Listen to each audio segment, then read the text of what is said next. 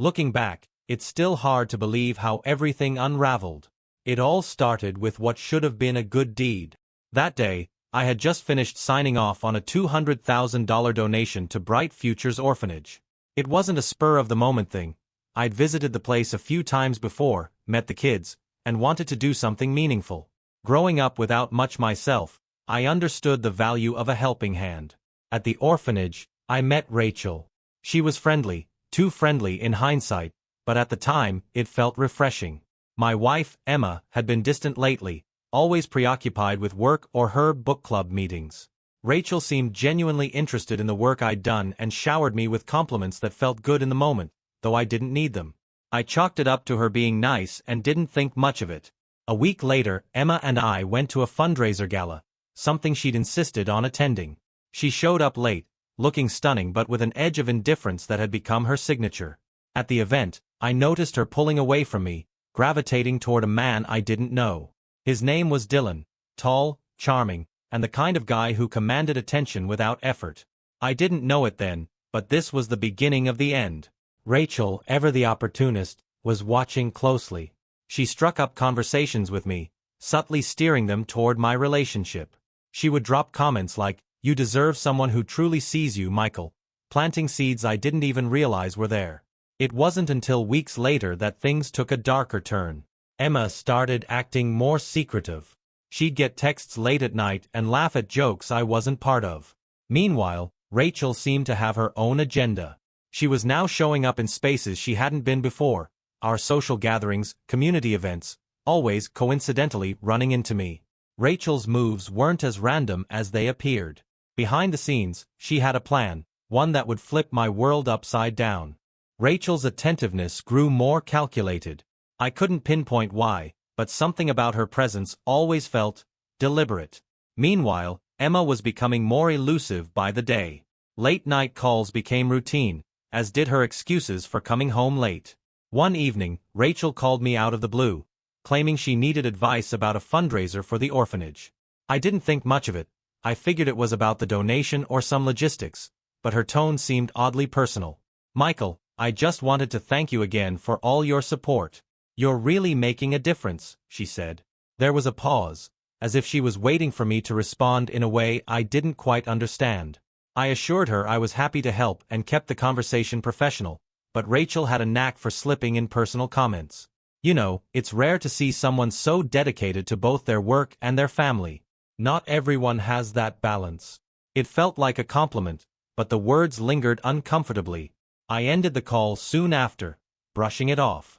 Meanwhile, Emma seemed oblivious to my growing suspicions. One night, she laughed at a text while sitting on the couch, quickly turning the phone screen away when I glanced over. "Who's that?" I asked casually. "Just Rebecca from work," she replied, her tone dismissive. But something in her voice didn't sit right. A few days later, I ran into Rachel again, this time at a charity auction. She pulled me aside, her expression serious. "Michael, I didn't want to say anything, but, have you noticed Emma acting differently?" I froze. "Why do you ask?" She hesitated, as if carefully choosing her words.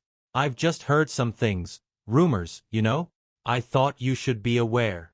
Her concern seemed genuine, but my gut told me there was more to the story. That same week, Emma's behavior escalated. She started taking sudden work trips, leaving little explanation. It wasn't long before I decided to dig deeper. Rachel's insinuations lingered in my mind, fueling my curiosity. One evening, I checked Emma's laptop while she was in the shower. Her emails didn't reveal much, but her calendar showed multiple meetings with someone named Dylan, far more frequent than she'd mentioned. As I pieced things together, Rachel's presence became harder to ignore. It was almost as if she was positioning herself as an ally, someone I could confide in. And in my growing frustration, I started to let her in, little by little. But Rachel wasn't just an innocent bystander. She was quietly setting the stage for what came next. It didn't take long for Dylan's name to surface repeatedly. First, it was a receipt from a restaurant I hadn't visited in years tucked into Emma's purse. Then a business card with his name appeared in her wallet.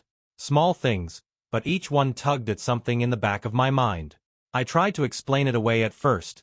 Maybe he was a colleague, someone she needed to meet with for work. Yet, Emma's behavior made it impossible to shake the unease. Her laughter around me had become shorter, more clipped, and the warm glances she used to give me were now directed at her phone. Rachel noticed my growing tension. She had a knack for weaving herself into conversations subtly, her words always just sharp enough to land. She casually mentioned Dylan when discussing an upcoming gala, noting his name on the guest list. Her tone carried just enough weight to make me wonder how much she already knew. As the days passed, I couldn't ignore the sinking feeling. One evening, sitting across from Emma, I brought up Dylan's name. Her reaction was immediate, her posture stiffened, and her response was defensive, brushing off my questions as unwarranted accusations.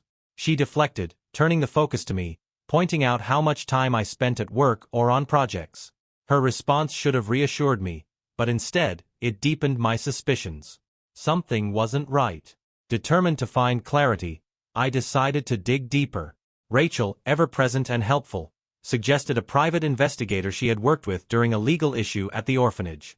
At first, the idea felt extreme, invasive even, but Rachel's argument was convincing. If there was nothing to find, it would put my mind at ease. And if there was something, I gave in, reluctant but unable to ignore the possibility that I might uncover the truth. The investigators' findings arrived weeks later, and they were brutal. Photos of Emma with Dylan at a hotel left no room for misinterpretation. The betrayal wasn't just a possibility anymore, it was undeniable. Seeing those images felt like a physical blow. The trust one had held onto, despite Emma's distance, was shattered. What stung more was the time and love wasted on someone who had been keeping secrets. Rachel, always ready to support, was there when I needed to vent. She offered reassurances, her words calculated to be just what I needed to hear. She positioned herself as a confidant, someone who understood my pain and wanted to help me heal. But Rachel's involvement wasn't just about support. As I later learned, her actions were far more deliberate, carefully setting the stage for what came next. After receiving the investigator's report, I felt a mix of emotions I couldn't even begin to sort out. Rage, sadness, and a heavy sense of betrayal. It wasn't just about Emma's infidelity anymore. It was the sheer audacity of it all, how she carried on as though nothing had changed while secretly building a life outside of ours. Rachel, on the other hand, seemed to know exactly how to handle me during this time. She always seemed to have the right words or gestures to keep me grounded. She encouraged me to take my time processing everything, her presence steady and reassuring. Meanwhile, Emma's behavior became more erratic. Her excuses for late nights and sudden business trips grew thinner, and the tension between us was palpable.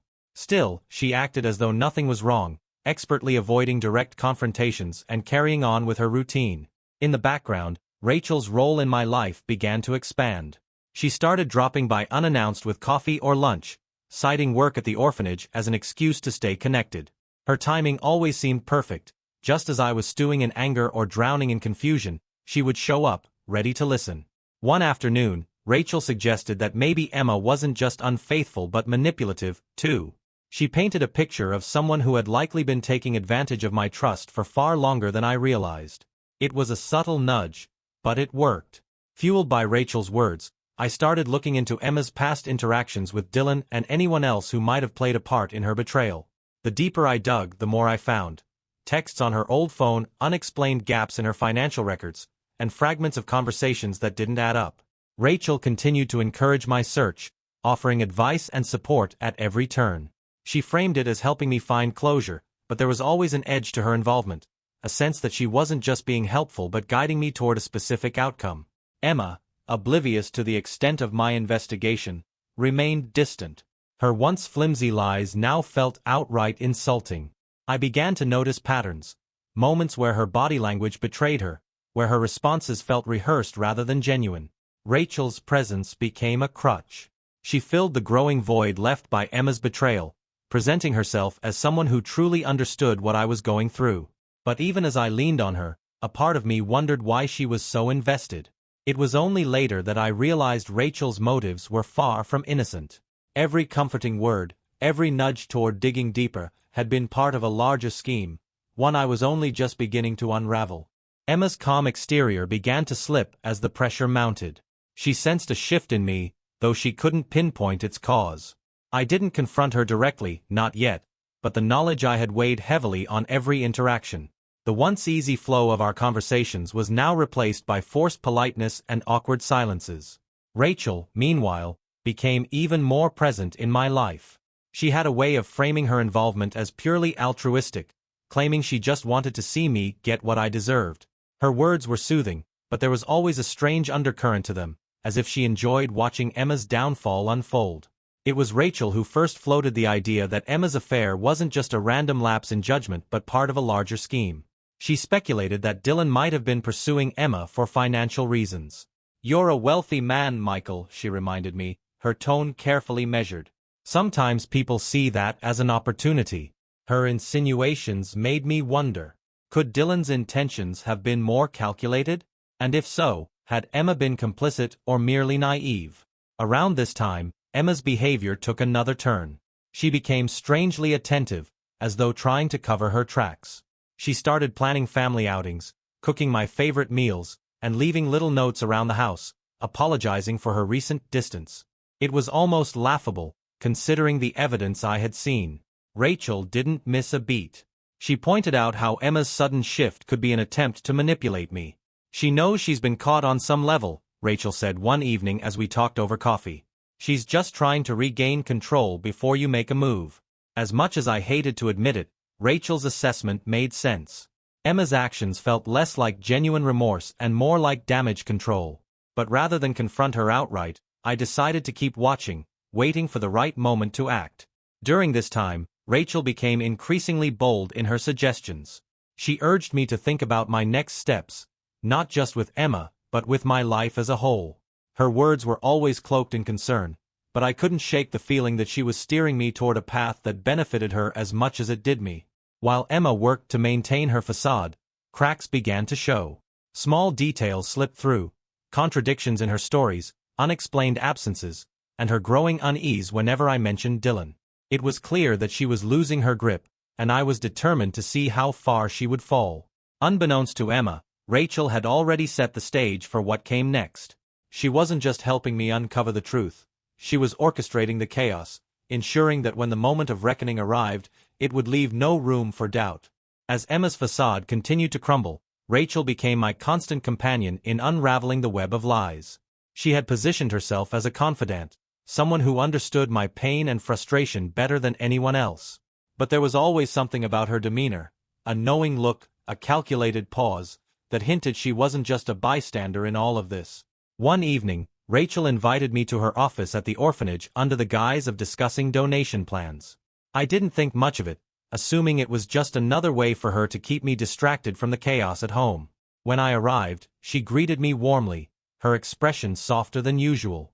"I think it's time we talked about something important," she said, gesturing for me to sit. Her tone was serious, almost nervous, which was out of character for her. Rachel began recounting how she first noticed Emma's behavior at the gala. She claimed she saw Emma and Dylan exchanging glances that went beyond casual, and it had raised her suspicions. At first, she said, she had only wanted to protect me, but then she paused, her gaze dropping to her hands. "There's more to this than I've let on," Rachel admitted. She took a deep breath before continuing. "I wasn't just an observer, Michael. I had a role in all of this." Her words hit me like a punch to the gut. For a moment, I couldn't speak, couldn't think. Rachel went on to explain that she had been the one to push Dylan into Emma's orbit. She had hired him, not as a co-worker, but as a pawn in her larger plan. "I knew he was charming and desperate enough to do whatever it took," Rachel said, her voice laced with something that sounded almost like regret. "And I knew Emma would fall for it. I didn't expect it to go this far, though." She tried to justify her actions, claiming it had been about exposing Emma's true nature, about helping me see what kind of person I was married to. But her words felt hollow. It was clear that Rachel's motivations weren't as altruistic as she wanted me to believe. "Why?" I finally managed to ask, my voice barely above a whisper. Rachel hesitated before meeting my gaze. "Because I saw the way she treated you. I knew you deserved better, and I thought, maybe I could be that for you." The weight of her confession left me reeling. On one hand, Rachel had been instrumental in uncovering Emma's betrayal. On the other, she had orchestrated it, manipulating the situation for her own gain. I left the orphanage that night without saying much. My mind was a whirlwind of conflicting emotions: betrayal, anger, and a strange sense of clarity. Rachel's confession had opened a new chapter in this saga, one where trust felt like an impossible luxury. Rachel's confession stayed with me, gnawing at the edges of my thoughts. While I was furious at her manipulation, her actions had exposed truths I couldn't ignore. Emma had betrayed me, but Rachel's orchestration made it feel like I'd been trapped in someone else's game. At home, Emma continued her charade. She acted as though nothing was wrong, carefully dodging any confrontation. Yet, her nervous glances and overcompensating gestures betrayed her growing unease. I couldn't help but wonder if she sensed that the walls were closing in. I began piecing everything together. Dylan, the man she had fallen for, was nothing more than a pawn. His desperation had made him an easy recruit for Rachel, but what did that mean for Emma's role in all of this? Had she been manipulated as well, or was she complicit from the start? The thought consumed me. I started paying closer attention to Emma's behavior, noting the small cracks in her stories and the way she avoided eye contact during our rare conversations. It was clear that she knew I suspected something, but she underestimated how much I already knew. Meanwhile, Rachel was relentless in her attempts to justify her actions. She called and texted constantly, offering explanations I didn't ask for and reassurance I didn't want. Her reasoning, that she had done all of this for me, felt hollow. One day, as I sorted through the evidence the investigator had gathered, I came across something I hadn't noticed before: a series of text messages between Emma and Dylan. The tone was intimate but also strained, as if there had been disagreements. In one exchange, Dylan mentioned Rachel directly, accusing her of pushing him too far. Emma's response was defensive, but there was a hint of frustration. It seemed that even she wasn't entirely unaware of Rachel's role in the situation. The revelation added another layer to my confusion. Was Emma simply a victim of Rachel's schemes, or had she knowingly played along for her own benefit? Either way, the betrayal felt just as raw. As the days passed, I withdrew further from both Emma and Rachel. I needed time to think, to decide what my next move would be. Confronting Emma felt inevitable, but how could I trust anything she said when the truth was already so tangled? Rachel's betrayal was just as painful in its own way. She had positioned herself as an ally, someone I could lean on, only to reveal that she had been pulling the strings all along. The idea of trusting anyone again felt impossible. But one thing was clear: the time for silence was nearing its end. The day I decided to confront Emma, the air in the house felt heavy, like the calm before a storm. She was in the kitchen, humming softly as she prepared dinner, her movements deliberate and unhurried. It struck me how normal she seemed, as if she hadn't torn our lives apart with her choices. I stepped into the room and leaned against the doorway, watching her for a moment. Finally, I broke the silence. "We need to talk, Emma."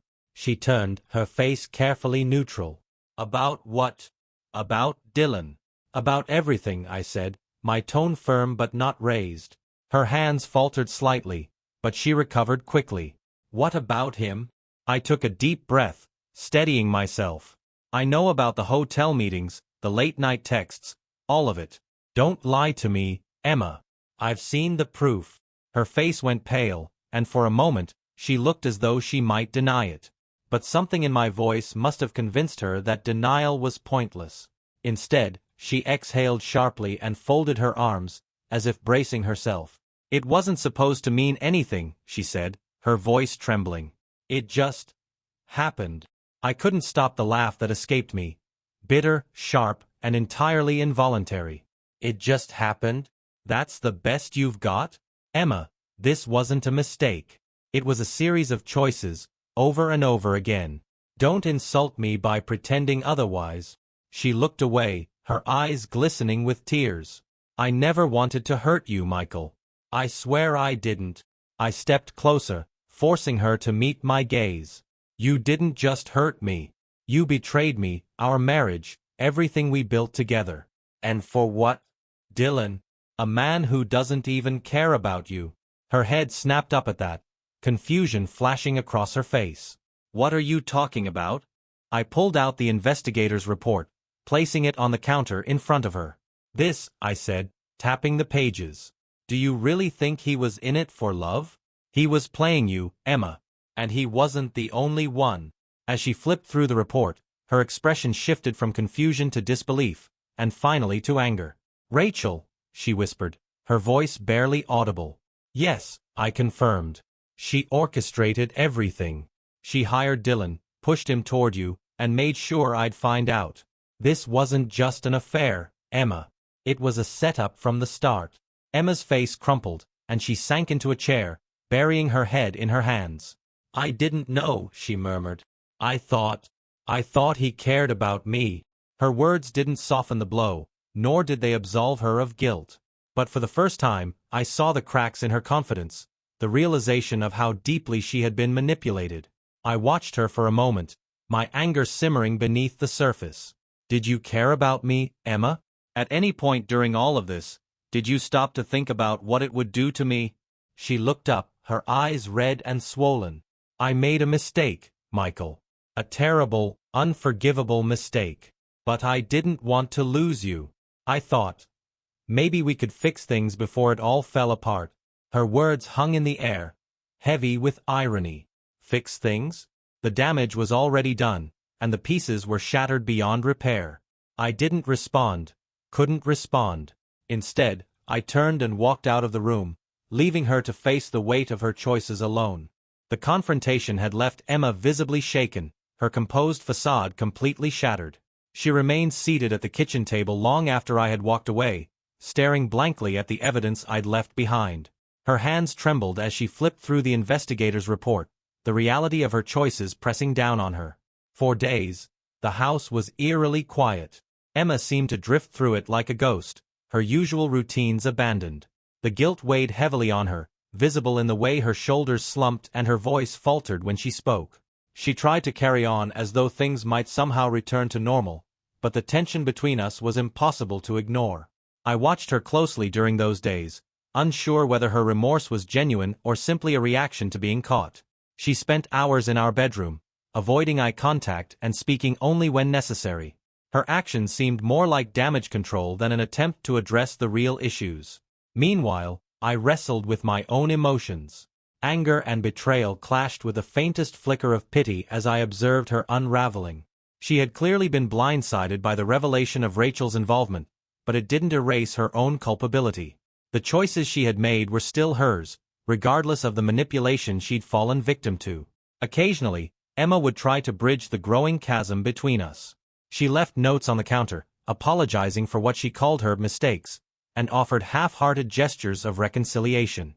A cooked dinner here, an attempt at conversation there, but it all felt hollow, as if she was going through the motions without truly addressing what had happened. In the quiet moments, I caught her glancing at me, her expression a mix of regret and desperation. It was clear she wanted to say more, to explain or justify her actions, but the words never came. Instead, she retreated further into herself, as though the weight of everything was too much to bear. As the days turned into weeks, the divide between us grew wider. Emma's collapse was not just emotional but also physical.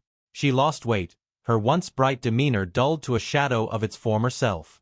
It was as though she no longer recognized the person she had become, or the damage she had inflicted on both of us. Watching her spiral brought me no satisfaction. If anything, it deepened my sense of loss. This was not the woman I had married, the woman I had believed in for so long. She was a stranger now, her choices and secrets stripping away the life we had built together. But even as Emma crumbled under the weight of her guilt, my own resolve hardened. The truth was out, and there was no going back. It was time to start thinking about what came next, for both of us. The days that followed the confrontation were consumed by quiet, calculated decisions.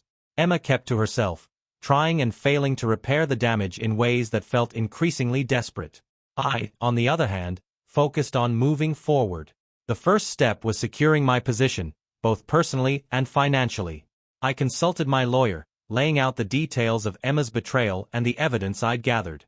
The affair, the photos, the timeline, it all painted a clear picture of infidelity that would protect me in the event of a divorce. The lawyer's advice was straightforward. Proceed carefully but decisively. Documentation was key, and I spent hours compiling everything. Emails, receipts, messages. Each piece of evidence was a reminder of what Emma had done and how much had been lost in the process. At home, the atmosphere grew colder by the day. Emma barely left the bedroom, emerging only for brief, silent meals. The attempts at reconciliation had stopped altogether, replaced by a resigned stillness that made it clear she was waiting for the inevitable. Rachel, of course, continued to linger on the edges of the situation. She texted often, her messages filled with concern and offers of support. I ignored most of them, unsure of how to respond to someone who had played such a significant role in orchestrating the chaos. When I finally did reply, it was to set boundaries. Rachel's involvement, no matter how well-intentioned she claimed it to be, had crossed a line. Her role in hiring Dylan and manipulating the situation for her own benefit was a betrayal of its own kind, and I couldn't allow her to continue inserting herself into my life. Despite Rachel's protests, I began cutting ties with her as well. It wasn't an easy decision. She had been a confidant during some of my darkest moments, but it was necessary. Her motivations had been tainted from the start, and trusting her felt impossible. Meanwhile, I started thinking about the practicalities of separation. The house, the finances, even the logistics of cohabitation until everything was finalized, all of it needed to be addressed. My lawyer assured me that the process would favor me, given the circumstances, but it still felt overwhelming. The hardest part was facing the reality of what this would mean for my life. The marriage I had believed in, the future I had envisioned, was gone. What remained was a fractured partnership built on lies and manipulation, with no path to repair. Emma must have sensed the shift. She stopped trying to interact with me altogether, her presence in the house reduced to a silent shadow. When our paths crossed, she avoided my gaze, as though acknowledging me would make the situation even more unbearable. There was no dramatic confrontation, no final argument to cap off the chaos. Instead, there was a slow, inevitable unraveling of everything we had once shared. And as painful as it was, I knew it was the only way forward. The process of formally ending my marriage began with cold efficiency. My lawyer handled most of the details, ensuring that the evidence of Emma's infidelity was presented clearly and decisively. The photos, financial records, and text messages created a damning narrative, one that left little room for debate. Emma received the papers on a rainy afternoon. She opened the envelope at the kitchen table, her face pale as she scanned the documents. Her reaction wasn't one of surprise. She had known this was coming, but the finality of it seemed to hit her all at once. She stared at the papers for a long time, her hands trembling slightly before placing them down. The silence between us during this time was deafening. There were no outbursts, no attempts at negotiation or protest. Instead, Emma moved quietly through the days, retreating further into herself as the reality of our separation took hold. Outside of the house, I focused on ensuring the divorce proceedings went smoothly. My lawyer and I worked to protect my assets, particularly the funds tied to the orphanage donation and other charitable projects I'd supported. The goal was to separate as cleanly as possible, avoiding drawn-out battles that would only deepen the wounds. Rachel tried to insert herself into the process, sending texts offering advice or suggesting ways to handle Emma. I ignored her messages, unwilling to entertain her involvement any further. She had played her part in creating this mess, and I had no intention of letting her manipulate the situation any more than she already had. Emma's compliance throughout the proceedings was unexpected. She signed the documents without argument, her only request being that she be allowed to keep a few personal items. I agreed, seeing no reason to contest something so minor. Despite her quiet acceptance, I could see the toll the divorce was taking on her. She looked thinner, more withdrawn, as if the weight of her choices was finally catching up to her. But any sympathy I might have felt was tempered by the memory of her betrayal and the months of lies that had preceded it. The final hearing was scheduled with little fanfare. It was a brief, procedural affair, the judge nodding through the paperwork as my lawyer outlined the terms. Emma sat across from me, her gaze fixed on the table, saying nothing. When it was over, the gavel fell with a dull thud, and our marriage was officially over. Walking out of the courtroom, I felt an odd mix of relief and emptiness. The chapter had closed, but it hadn't brought the sense of closure I'd expected. There were still too many unanswered questions, too many threads left dangling. Emma left the courthouse without a word, disappearing into the rain-soaked streets. I didn't follow her. Whatever she was facing now, it was hers to handle. For the first time in months, I didn't feel responsible for carrying the weight of her choices. With the divorce finalized, the reality of life post-marriage settled in. The house that once felt like a home was now eerily quiet. Emma had moved out within a week, taking only a few suitcases of belongings. The spaces she used to fill, her favorite chair in the living room, the vanity in the bedroom, were now empty, like scars left behind by her absence. I threw myself into work, using it as a distraction from the emotional weight of everything that had happened. My colleagues noticed the change in me, but most kept their questions to polite concern, knowing better than to press. Late nights at the office became the norm, and when I wasn't working, I focused on restoring some semblance of normalcy to my routine. Rachel's presence, once so pervasive, had all but disappeared. I had cut off contact entirely, blocking her number and ignoring her attempts to reach out. There was no space for her in my life anymore, not after everything she had orchestrated. Despite my efforts to move forward, the weight of the betrayal lingered. It wasn't just about Emma's infidelity, it was the sheer scope of the manipulation I had endured. Rachel's scheming, Dylan's opportunism, and Emma's choices had all converged to create a storm that left me questioning everything I once believed in. Occasionally, I caught myself thinking about Emma, not the person she had become, but the version of her I had married. I wondered if that woman had ever truly existed, or if she had simply been a role Emma played until the cracks in our life became too large to ignore. The people around me offered advice, though much of it felt hollow. Focus on yourself, they said, as though healing was as simple as flipping a switch. But healing wasn't linear, and each day brought its own challenges. The hardest part was rebuilding trust, not just in others, but in myself. How could I trust my own judgment after failing to see the warning signs in my own marriage? How could I believe in the goodness of people when I had been so thoroughly deceived by those closest to me? I started therapy, something I had avoided for years.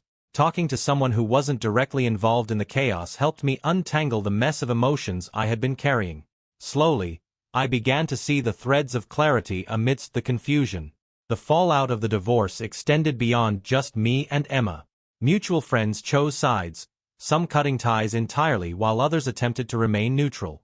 The social circles we once shared became fractured, with whispers and gossip filling the void left by the truth. Through it all, I held on to one thought. This wasn't the end. It couldn't be. Somewhere beyond the wreckage, there had to be a path forward, even if it wasn't clear yet. Amid the aftermath of the divorce, an unexpected connection emerged. Dylan, the man who had played a pivotal role in Emma's betrayal, reached out. At first, I ignored his attempts. Texts and emails filled with vague apologies and requests to meet.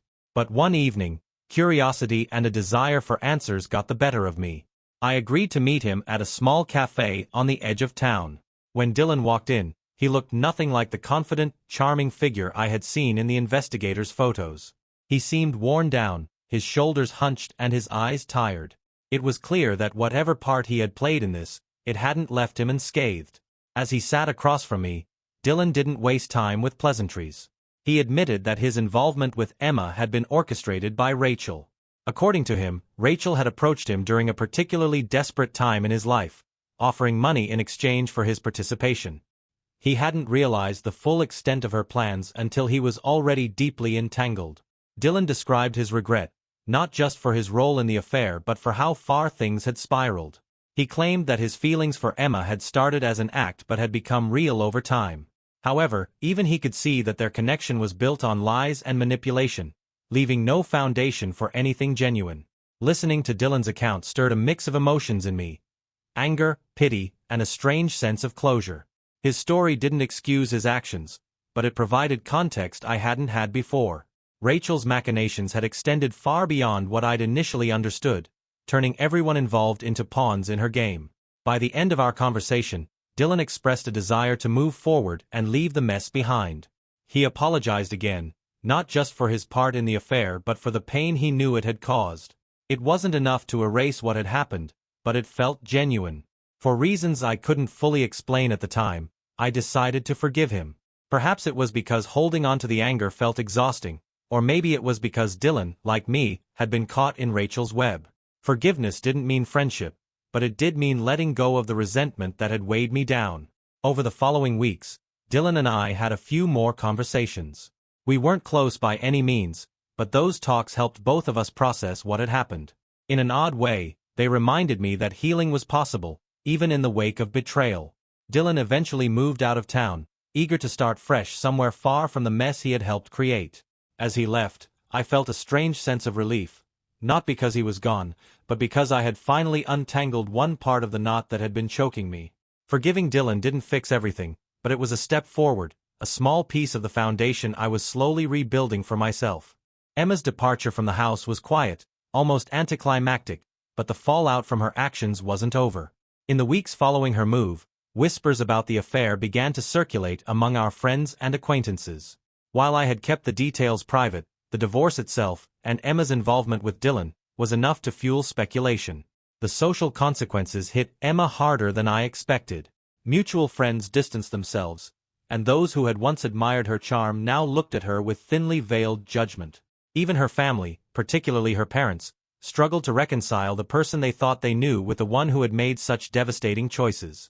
I learned through a mutual acquaintance that Emma had moved into a modest apartment and was struggling to adjust to life on her own. Her career had taken a hit, too. Word of the affair had reached her workplace, tarnishing her reputation. While I felt no satisfaction in her struggles, I couldn't deny the sense of poetic justice.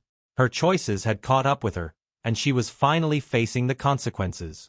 Despite everything, Emma reached out to me once. It was a brief, carefully worded email, apologizing for the pain she had caused and asking if we could meet to talk. I stared at the message for a long time, debating whether to respond. Ultimately, I agreed to meet her, more out of curiosity than anything else. We chose a neutral location, a park bench near the edge of town, where the late afternoon sun cast long shadows over the grass. Emma looked different, more subdued. Her confident posture was gone, replaced by a nervous energy that made her seem smaller than I remembered. She started by apologizing, her voice trembling as she acknowledged the depth of her betrayal. She explained that her involvement with Dylan had been born out of frustration and loneliness, feelings she had buried rather than addressing directly. While her words carried an air of regret, I couldn't shake the sense that she was more focused on seeking absolution than truly understanding the pain she had caused. When she brought up Rachel's role in the affair, there was anger in her voice. She described how manipulated she had felt, realizing too late that she had been a pawn in Rachel's larger scheme. But even as she vented about Rachel, I saw little accountability for her own choices. Listening to Emma was both cathartic and exhausting. Her words painted a picture of someone who was deeply flawed but unwilling to fully own her mistakes. When she asked if there was any chance for forgiveness, I hesitated. "I've moved on, Emma," I said finally. My tone was firm but not unkind. "I'm trying to rebuild my life, and I can't do that if I'm still tied to the past." She nodded, tears welling in her eyes, but she didn't argue. Whatever hope she might have held on to dissolved in that moment. As she walked away, I felt a strange mix of emotions, relief, closure, and a lingering sadness for what could have been. Emma's reckoning was hers to face, and for the first time, I felt truly free to focus on my own healing. The dust from the chaos had finally started to settle. With Emma gone and Rachel out of my life, the silence that had once felt suffocating now became a source of solace. My home, stripped of the tension and lies that had filled it, felt like mine again. I threw myself into rebuilding, not just physically but emotionally. Small projects around the house became symbolic of the life I was piecing back together.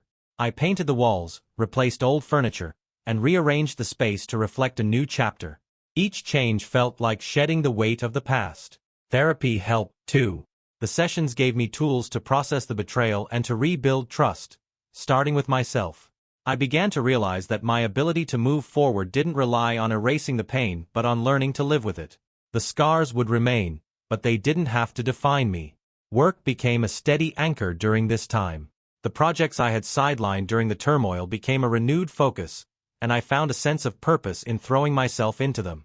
The orphanage remained a part of my life, though I ensured my interactions with the organization were strictly professional.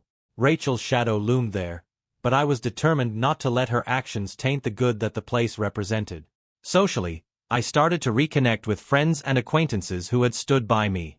While some relationships had fractured during the divorce, others became stronger, built on the understanding and support I had received. These connections reminded me that not everyone in my life was driven by manipulation or betrayal. Dylan's departure from town left little trace, and while I didn't miss his presence, I found myself hoping he would make better choices in his new life. Forgiving him had been a step toward freeing myself from the bitterness that could have consumed me. As for Emma, her absence was a reminder of what I had lost but also what I had gained: clarity, independence, and a chance to start over. I didn't harbor hatred toward her anymore, just a quiet acceptance that our paths had diverged irrevocably. Months turned into a year, and with time came the realization that I was no longer defined by what had happened. The betrayal had shaped me, yes, but it hadn't broken me. I began to rediscover parts of myself that had been buried: hobbies, ambitions, and even the hope for new connections. One evening, as I stood on the porch watching the sunset, I felt a quiet sense of peace. The road ahead was still uncertain, but for the first time in a long while, it didn't scare me. The storm had passed, and I had survived. This wasn't the ending I had envisioned, but it was a new beginning, one I was ready to embrace.